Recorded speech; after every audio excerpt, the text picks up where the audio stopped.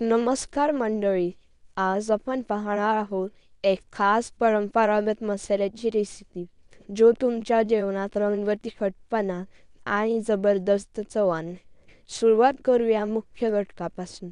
बेडगी मिरची 2 किलो, गंटूर मिरची 4 किलो, रेशम पत्ता मिरची अर्धा किलो, संकेश्वरी मिरची 1 किलो, लवंगी मिरची 2 किलो, कलर काश्मीरी मिरची 2 किलो. या मिरच्यांना 2 दिवस उन्हात सुकवायचं. सुकल्यानंतर मिरच्यांची देठ काळजीपूर्वक काढून टाका. यामुळे मसाल्याची चव आणि टिकाऊपणा दोन्ही वाढतात. आता बाकीचे सुगंधी घटक.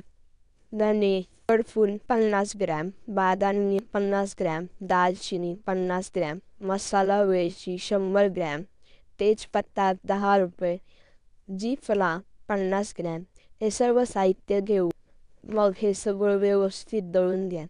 असाच हा मसाला तयार होतो. सुंदर बडद लाल रंगाचा आणि झणझणीत तिखट. स्वयंपाक घालाल तर चव इतकी भारी लागेल की सगळे बोट चाटत बसतील. हा मसाला फक्त चवच नाही तर आपल्या घरगुती परंपरेचा भाग आहे. आई आजींच्या हातचा तो खासपणा.